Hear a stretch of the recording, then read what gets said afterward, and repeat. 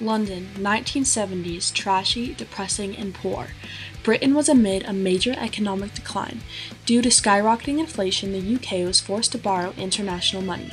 Unemployment reached over 3 million, and the lower class frequently experienced power cuts and was forced to close independent businesses. The Vietnam War was a heavy source of social and political turmoil. Many people disagreed about how the government was handling the problems and focusing on political issues rather than domestic ones. The British youth rejected the social norms being placed on society and wanted a voice for politically aware youth. There was a general sense of social decay and no future. The young generation felt trapped in the strangling hands of the monarchy under Queen Elizabeth II's rule. From small underground garage bands, the punk rock movement emerged. Punk rock is a genre of music that is raw, aggressive, fast, and manic. Punk rejected all standards of mainstream rock and roll and more than anything was a political message. In the mid-1970s, London became the epicenter of the punk rock explosion, a city full of unrest and rebellion. As Britain faced a brutal economic crisis, working-class youth in London felt increasingly alienated from the political establishment.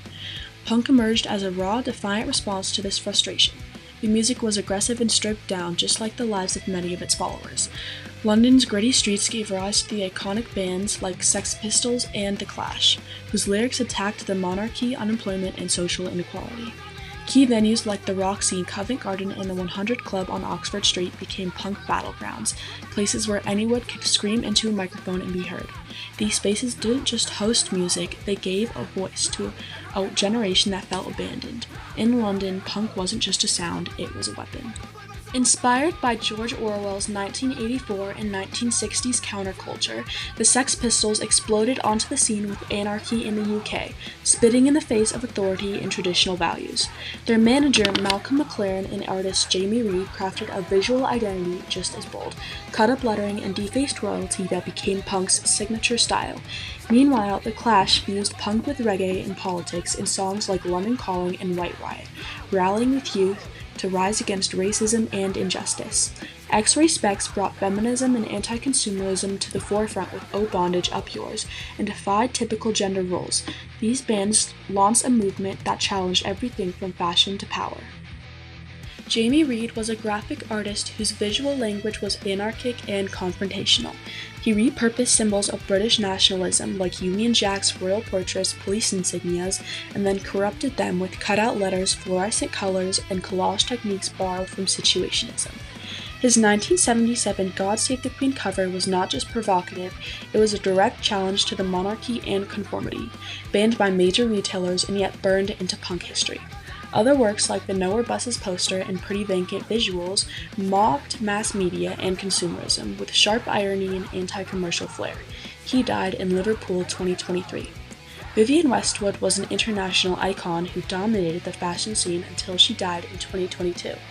She began her rise to legacy by opening the boutique Sex with her lover and creative partner Malcolm McLaren, who was the manager of the Sex Pistols.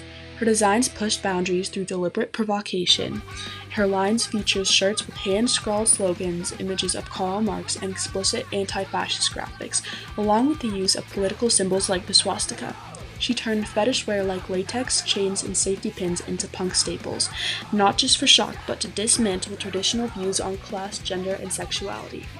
Her fashion was rooted in rebellion and intellectual critique, elevating punk style into political discussion. Sid Vicious was not the most skilled bassist, but he became a punk icon by embodying its destructive energy. Joining the Sex Pistols in 1977, Sid was chaotic, volatile, and visually unforgettable, with spiked hair, leather jackets, and a permanent attitude. His rendition of My Way became a sarcastic farewell to societal norms. Offstage, his relationship with Nancy Spungen and the tragedies surrounding her death symbolized the movement's darkest edge. Sid did not define punk's message, but he personified its self-destruction. John Lydon, better known as Johnny Rotten, was the unfiltered voice of the Sex Pistols. His lyrics embodied sarcasm and fury, attacking British institutions. Lydon's confrontational interviews and dead-eyed glare made him a media nightmare and a hero to the disillusioned. After the Pistols disbanded, he went on to form Public Image Ltd., pushing post-punk into a new territory and proving he was more than just a face of rebellion. Together, Sid and Rotten represented two sides of punk, destruction and evolution. Punk's ideology was all about the rejection of the hierarchy. Punk politics consisted of anti-authoritism, anti-fascism, and anti-establishment, fighting for equality, individuality, and the social change that allowed for political discussion and the opposite of status quo music. Punk rock was completely separated from mainstream rock, producing their own music, booking their own gigs, and taking their music directly to the public. You didn't have to be good to be in a band. Punk rock encouraged people to create, question, and disrupt at their own will. Punk gave a voice to marginalized groups like women and people of color. This music scene was accessible and empowering, an outlet for people to escape and reject control. Artists wanted to defy elite corporate music culture. Punk was rage, and it did not go unheard. The UK authorities did not have a positive reaction to the punk rock movement. Police crackdowns became an expectation at gigs, and the media sparked outrage with the unfiltered voices being displayed. In December 1976, the Sex Pistols caused international uproar with a profanity-laced TV appearance. Their next release of God Save the Queen was seen as a threat and open and active fight against the government and Queen Elizabeth herself. The birth of punk rock in London quickly spread to Europe and the USA, which housed the world-famous New York-based punk rock band The Ramones. Punk became a worldwide symbol for people to express themselves politically and emotionally. Punk rock emerged out of hopelessness and became an international legacy. Punk rock was not just a musical revolution. It was a political and social upheaval that exploded during a time of despair. Rejecting the idealism and perceived calmness of the 1960s hippies movement, punk favored direct action, anger, and authenticity over peace and love placebos.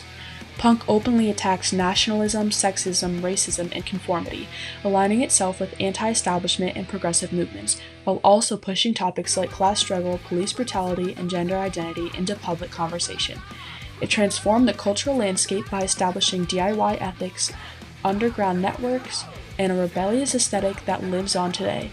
More than a genre, punk was a catalyst for new ways of thinking and being, leading to subcultures like goth, emo, and alternative scenes that carry forward its ideology of nonconformity, intensity, and emotional honesty. Its influence still echoes in modern activism, independent art, streetwear, and a forever living music legacy. You thought you'd gotten rid of us, didn't you? But you were wrong, old bean, 'cause we're back with a vengeance. God save the Queen, my son.